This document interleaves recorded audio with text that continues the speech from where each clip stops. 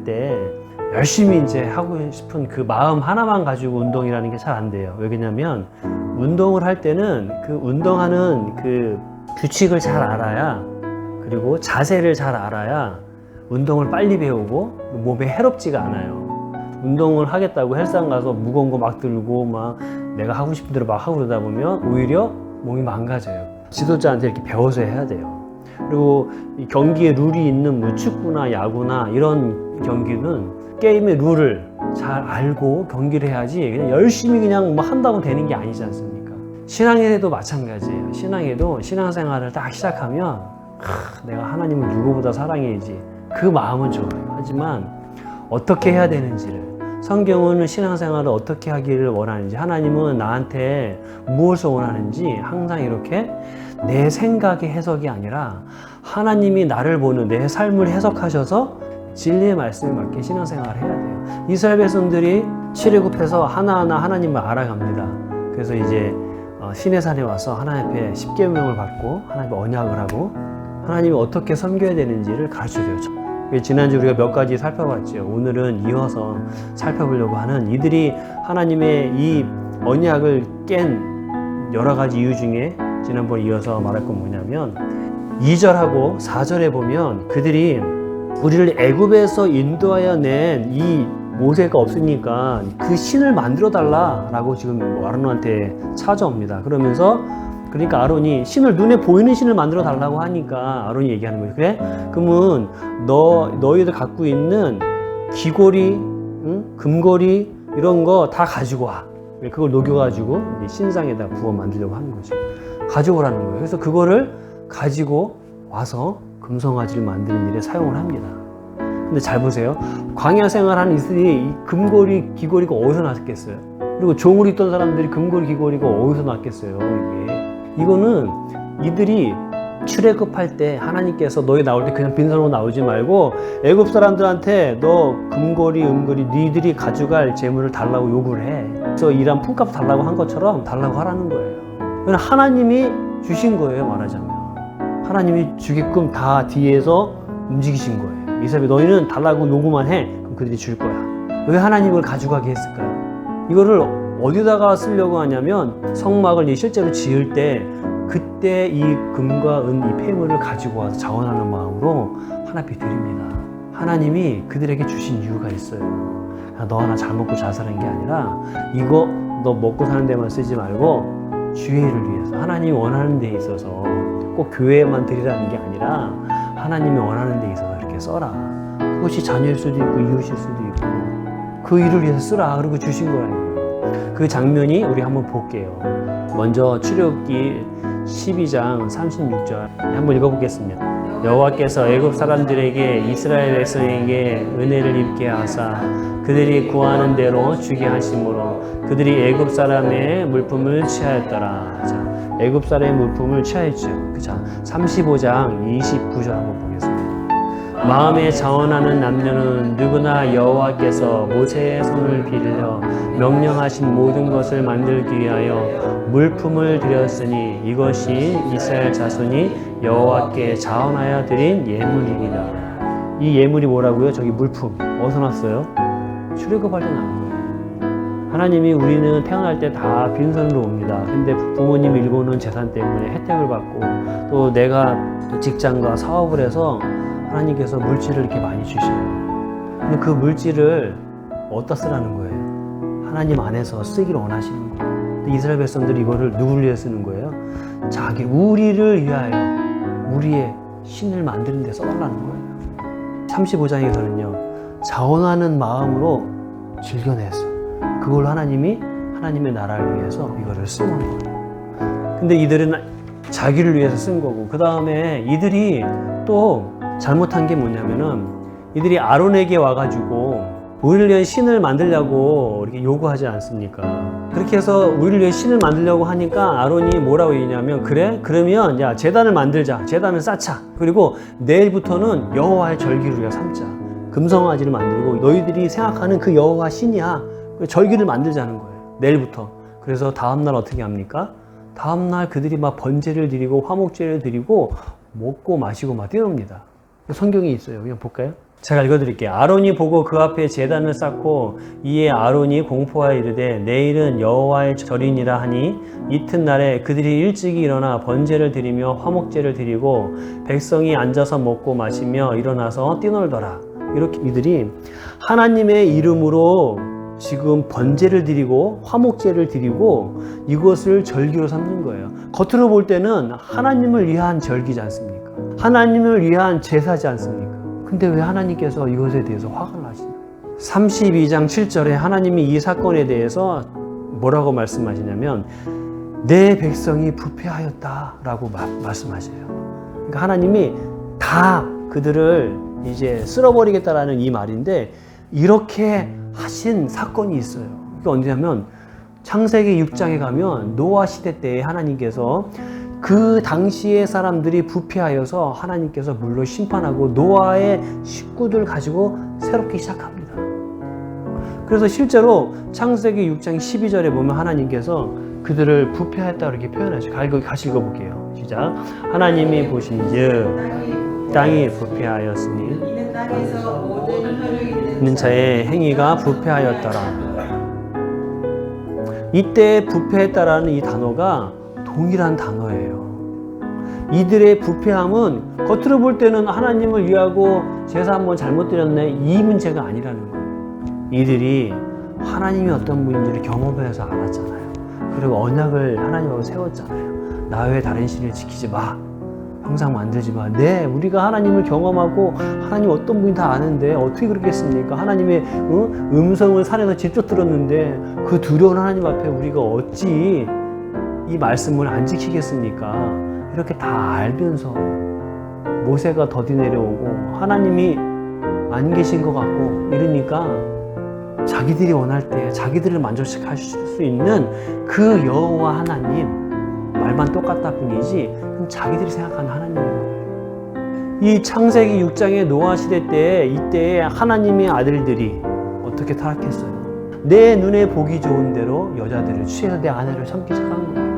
왜 저기 마태복음에 가면은 예수님께서 말세가 되면 노아의 때와 같고 노새 때와 같다 그랬잖아요. 그러면서 뭐라고 하냐면 그들은 먹고 마시고 시집가고 장가가는 일에 흥청망청했다래요. 창세기 6장에는 먹고 마시고 얘기가 없어요. 그냥 아내를 취했다니까 그 장면만 나와요. 근데 마태복음에 해석하기를 그들이 먹고 마시고 이렇게 써 있어요. 그럼 이들이 창세기 6장에서 그냥 아내만 취한 육적인 그런 성적인 문란함만 있는 게 아니라 거기에 먹고 마시고 취하고 그냥 흥청망청 그렇게 살았다라는 거예요. 그러한 창세기 6장의 그 타락이 이스라엘 백성들의 이 우상을 만드는 것이 똑같은 타락이라는 거예요. 그들이 6장에서의 그런 문란한 행위를 행하지 않았지만 하나님이 보실 때는 똑같은 무게의 타락인 거예요. 하나님 없이 문란한 거, 하나님을 저리 가세요.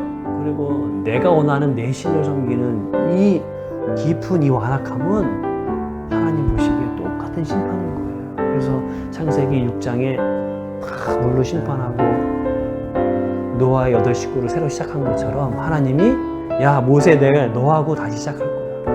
이 완악한 백성, 목이 고든 백성. 말세가 되어가면 이러한 일들이 점점 많아질 거라는 거예요. 사사기 17장에 가면은 첫 번째 딱 7장에 시작하는 대목이 뭐냐면 에브라임 산지에 미가라 하는 사람이 살았다라고 시작하셔요. 은 1100개를 가지고 있었던 것 같아요. 근데 은 1100개면요 어마어마한 돈이에요. 이 하나는 1세겔인데 이 1세겔이 노동자 4일치의 임금이에요. 노동자 4일치면 노동자 하루가 지금 보통 한 15만 원 정도 한다고 해요. 15만 원을 4일 치면 얼마죠? 4일 치면 60만 원이지 않습니까? 그러면 한 세겔이 60만 원이면 1100세겔이면 6억 6천이에요. 제가 계산해 보니까 거의 6억에서 7억이에요. 엄청난 돈이에요. 지금 따지면. 이 돈을 잃어버렸던 거. 근데 그 아들이 어느 날 어머니가 막 잊어버렸다라고 확 난리 피웠었겠죠. 그러니까 어머니 그 돈 제가 가지고 있어요. 여기 있어요. 그러니까 이 미가가 아들한테 야 너 내 아들이 여호와께 복 받기를 원한다. 그러면서 아들을 엄청 지켜세워요. 그러면서 이 돈을 다시 찾은 것 때문에 너무 좋아가지고 어떻게 하냐면 아들한테 얘기합니다. 야, 새겨 만든 우상과 구워 만든 상을 만들자. 우리 가정을 지킬 이 상을 만들자. 그래서 아들한테 200세기를 줘요. 200세기면 지금 돈으로 아까 계산한 돈으로 생각하면 1억 2천만 원이에요. 엄청난 돈이죠. 그러면 1억 2천짜리 우상 2개를 만든다고 생각해봐요. 그럼 이 조그만 우상이겠어요? 금으로 만들었으면 도대체 얼마나 캤어요? 새겼으니까 뭐 조각한 색이겠죠. 그 금으로 만들었는지 아니면 뭐 새긴 거기다 그 상에다가 금을 갖다 발라도 아무튼 그 값이 1억 2천이에요. 2개 값이. 어마어마한 값이. 그 얘기는 무슨 소리예요? 그만큼 이 돈을 이 1100세계를 다 찾은 것 이거를 지키기 위해서 여호와 이름으로 복받기를 원한다. 여호와 이름으로 이거를 지키기 원한 거예요. 그리고 자기 아들 중에 하나를 제사장으로 삼아요. 레위기의 제사장 함부로 세우라 그랬어요? 아무나 세우는 게 아니에요. 레위인만 제사장이 될 수 있어요. 근데 그 아들이 야, 너가 제사장해. 그리고 제사장만이 입을 수 있는 우림과 둠빔을 그것도 만들어가지고 입혀가지고 제사장처럼 똑같이 합니다. 근데 더 놀라운 거는 어느 날 레위인 청년이 레위인이가 지금 말하면 사역자죠. 레위인이 제사장이 자기의 직업이지 않습니까? 근데 직업을 가질 수가 없어요. 이때는 그냥 뭐 성전이 있는 게 아니지 않습니까? 이게 레위인이 타락하고 막 이러니까 제사장 이런 것들이 제대로 돼 있지가 않은 거예요. 자기 할 일이 없으니까 돌아다니다가 에브라임 산지까지 왔네. 마침 그때 이제 레위인들은 레위인들의 어떤 모습이 다르니까 이 미가가 본 거예요. 레위인 청년이네. 일로 오세요. 불러가지고 당신 어디서 제사장 역할 합니까? 안 하는데요. 그러면 우리 집에 와서 우리 집 제사장이 돼요. 아니 근데 그 집 제사장이 있어요? 없어요? 아들이 있잖아요. 근데 왜 했을까요? 왜? 자기들도 알고 있는 거예요. 레위인 하나님이 택한 제사장이니까 레위인으로 삼으면 하나님 보시기에 더 합한 제사장이니까 더 우리가 복받지 않겠냐. 그런 생각을 가지고 있는 거예요. 그래서 레위인한테 얘기해. 내가 너를 해마다 은, 열과 의복 한 벌을 주고 너 먹을 걸 제공할 테니까 우리 집에서 먹고 자고 하면서 너 우리 제사장이 돼. 레위 청년이 들어보니까 놀고 먹는 것보다 낫거든요. 그래서 좋다. 내가 너희들한테 그렇게 축복기도 해주고 너희들도 제사장 역할을 해줄게. 이게 이스라엘 타락이에요. 근데 이 한 가족만 이렇게 타락한 게 아니라 그 당시에 12족속 중에 하나가 단이에요. 이 단 족속이 가나안에 와서 아직 정착하지 못했을 당시인 거예요. 이때 이들이 어디를 땅을 삼아야 할지 이럴 때에 이들이 이곳 또 에브라임 산지까지 또 흘러 여기까지 오게 됩니다. 그때 이 미가의 집에 잠깐 머물게 돼요. 그러면서 그 집안에 신상이 있는 걸 보고 아마 신상이 아까 말했잖아요. 1억 2천 들었으니까 오직 잘 만들지 않았겠습니까? 눈이 휘둥그레진 거예요. 그리고 그 아이 집에 레위인 제사장이 있는 걸 알게 돼요. 그래서 레위인한테 우리가 어디를 가야 우리 땅을 얻을 수 있는지 제사장이니까 하나님 앞에 묻고 우리 답을 해달라. 그래서 레위인이 하나님 앞에 묻으니 답을 줘요. 너 어떻게 하라고. 당신들 가는 길에 편안히 가라. 하나님께서 함께 하실 거다. 그래서 그 일이 잘 돼요. 그리고 자기의 이제 족장들한테 가겠죠. 리더들한테 가가지고 이런 일이 있었다고 다 얘기하니까 그래? 그러면서 나중에 다시 에브라임 산지에 와가지고 미가 집안에 찾아옵니다. 그래서 그 신상을 가져가고 그 레위인을 데리고 갑니다. 미가 이 가정에 난리가 난 거죠. 우리 여태까지 복 받을 수 있는 그 사람이 없어도 그 신상마저 가져가니까 왜 데려갔는지 아세요? 그 신상과 그 제사장 때문에 이 집이 복 받고 이 사람 그 제사장이 자기들의 갈 길을 잘 얘기해줘서 하나님 앞에 복 받았다고 생각해서 그들을 취해간 거예요. 그 우상하고 같이. 한 가정만 타락한 게 아니라 한 제사장만 타락한 게 아니라 한 민족의 족속이 타락한 거예요. 그럼 족속만 그랬겠어요? 그 당시 다 문화 그랬던 거예요. 이 출애굽기 32장의 금송아지 사건은 이거하고 그 마음의 중심이 이거하고 똑같은 거예요. 사도 바울이 디모데 후서에 가면 이 말세에 대해서 사람들의 어떠한 태도인지를 이렇게 얘기해요. 돈을 사랑하고 자기를 사랑하고 부모를 거역하고 쭉 얘기해요. 그래서 뭘 얘기하냐면 경건의 모양은 있으나 경건의 능력을 부인하는 자라 그래요. 예배는 드리는데 예배가 중요하지 않아요. 이게 점점 심해져요. 마리아가 마르다가 예수님 앞에 와서 마르다가 막 이것저것 막 준비를 많이 하지 않습니까? 하나님 예수님 잘 섬기고 싶고 같이 있는 사람들 잘 섬기고 싶고 좋지요. 근데 주님이 뭐라고 얘기해요? 야, 분주한 게 중요한 게 아니라 지금 내 말씀을 듣는 게 더 중요하니까 그냥 한두 가지만 해. 예배의 마음을 뺏기는 데다가 마음을 둬.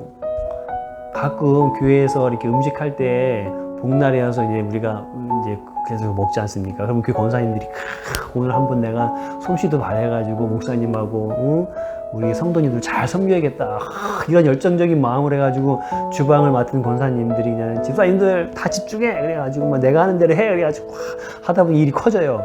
그러다 보니까 예배 시간에 어떻게 해요? 불 조절해야지요. 그거 타면 안 되죠. 그거 요때에 또 이렇게 해야지. 마음이 다 여기가 있는 거예요. 그리고 또 그러다 보니까 또 맛있게 해가지고 먹어. 성도들이 맛있게 먹습니다. 역시 내가 잘했어. 근데 잘 생각해 보세요. 그 사람 예배는 하나님 앞에 드리지도 못했어요, 제대로. 성도들은 맛있게 먹어서 잘 먹었어요. 오늘 누가 했어요. 칭찬받으니까 엄청 좋지. 본인은 하나님 앞에 아닌 거예요. 차라리 그렇게 하려면 일찍 와서 준비 미리 해놓든지 아니면 한두 가지만 하든지. 우리가 신앙생활 하다 보면 교회 안에서 상처를 받고 교회를 옮길 때가 있어요. 또 이사를 가서 옮길 때가 있고. 지금 이제 교회 안에 성도들이 상처받아서 예전에는 내가 어릴 때부터 교회에서 유치원 다니고 교회에서 집사 되고 권사 되고 장로님 그렇게 쭉 있는 성도들이 열에 한 분도 안 계실 거예요, 아마 지금은. 네. 어쨌든 좋은 현상은 아니죠. 네. 그래 이왕이면 내가 모교회로 삼고 그 교회에서 오래 있는 게 사실은 제일 좋습니다. 뜻하지 않게 상처되고 뜻하지 않게 영적인 갈망 때문에 교회를 옮길 수밖에 없는 상황이 될 때가 있어요. 근데 그때에 우리가 교회는 결국 누가 선택해요? 내가 선택하는 거예요. 그렇지 않습니까? 근데 내가 선택할 때 내가 신앙을 바르게 갖고 있지 않으면 바른 교회를 찾기가 어렵습니다. 내 수준에 맞게끔 교회를 선택하게 돼 있어요. 내가 기복신앙이고 내가 하나님 보시기에 바르지 않는 이 우상적인 이런 요소가 섞여 있는 신앙, 나만을 위한 신앙, 이렇게 신앙생활 하는 사람은요 결국 어느 교회를 선택하냐면 나를 위로해주고 내 욕심을 채워주고 나를 애굽에서 인도한 내 하나님을 만들어가는 일에 도와줄 그 목회자를 찾게끔 돼 있다니까요. 목사님도 목회자가 내 목회, 내가 꿈꾸는 교회, 하나님이 꿈꾸는 게 아니라 내가 꿈꾸는, 내가 원하는 사역을 위해서 그러한 욕심의 목회를 하면 그 욕심을 채워줄 그 성도가 붙게 돼 있어요. 어느 교회에 가서 성도로 섬기든 간에 내가 바른 신앙 가지고 교회를 선택하거나 또 교회 안에 신앙생활을 잘 하려면 내가 성경을 어느 정도 알아야 돼요. 진리를 바르게 알아야 돼요. 이게 중요해요. 여기에 백성들도 잘못했지만 아론도 지금 거기에 동조해서 가고 있지 않습니까? 우리가 신앙생활을 그래서 내 마음대로, 내 뜻대로, 내 생각대로 하는 것을 성경에서 잡고 비춰서 그 하나하나들을 새롭게 바꿔가고 새롭게 하나님 안에서 뜻대로 우리가 신앙생활을 해나가야 돼요. 요한복음에 보면 그 사마리아 여인이 예수님을 만나고 나서 예루살렘에서 예배를 드려야 됩니까? 사마리아에서 예배를 드려야 됩니까? 그래서 예수님한테 막 궁금함을 물을 때 예수님이 말씀하시잖아요. 야, 예루살렘에서도 말고 사마리아에서도 말고 하나님 앞에 영과 진리의 예배를 드리는 그때를 하나님이 찾으셔. 그게 우리의 신앙이어야 돼요. 그게 우리의 삶이 되어가기를 원하시는 거예요. 이것이 없으면 우리의 드리는 예배가 아무 의미가 없어요. 이 예배는 그러한 삶을 위한 예배고 그러한 또 삶이 또 이 예배를 더 예배되게 만들거든요. 우리가 그러한 예배, 그러한 삶으로 우리가 나아갈 수 있도록 하나님 앞에 변화되기를 늘 끊임없이 나아갔으면 좋겠습니다.